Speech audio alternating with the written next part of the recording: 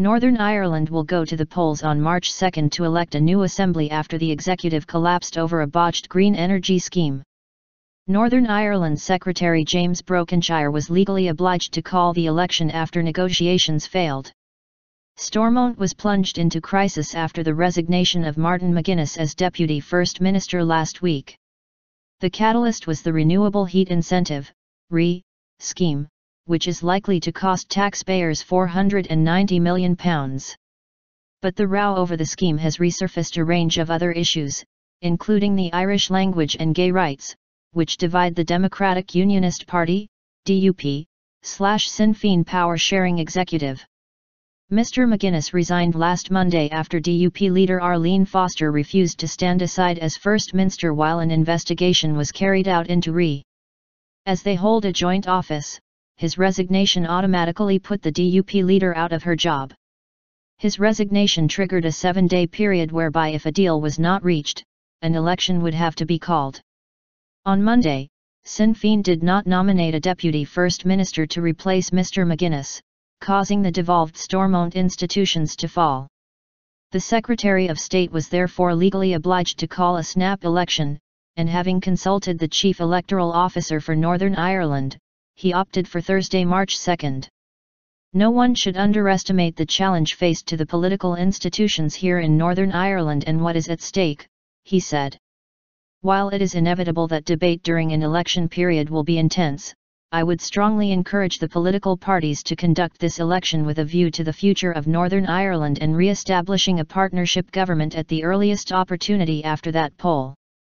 Media caption: McGuinness quits, what happens next in Northern Ireland? The Assembly will not be formally dissolved until January 26. The last day of business will be January 25 and, up until then, the Assembly retains the power to wrap up any business. Current ministers will still have responsibility for their departments until the election takes place. Meaningful change. It was a dramatic day at Stormont on Monday, with statements from both the DUP and Sinn Féin. Former First Minister Arlene Foster said the electorate did not want, or need, an election. They have forced an election that risks Northern Ireland's future and stability and which suits nobody but themselves, she said. Sinn Féin's Michelle O'Neill, who did not renominate Mr. McGuinness to the post of Deputy First Minister, said her party had striven to make these institutions work. If we are to return to this chamber, then there must be real, meaningful change, she said. Meanwhile, former Enterprise Minister Jonathan Bell, whose claims about the DUP's handling of the RE scheme led to the political crisis, made further allegations about the party seeding. In last May's election, the DUP and Sinn Féin were the largest and second largest parties elected. In this snap election, there will be a fall in the number of Stormont seats from 108 to 90. Northern Ireland's 18 constituencies will return 5 MLAs, members of the Legislative Assembly, each, not 6 as has previously been the case. The number of MLAs has been cut in order to reduce the cost of politics. As part of Assembly business on Monday, MLAs debated Economy Minister Simon Hamilton's emergency plan for cutting the cost of the subsidies paid to reclaimants.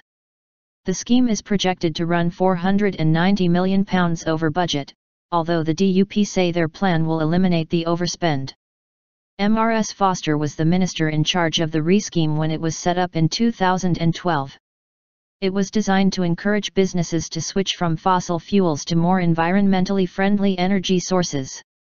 But subsidies were overly generous and initially there was no cap on the payments.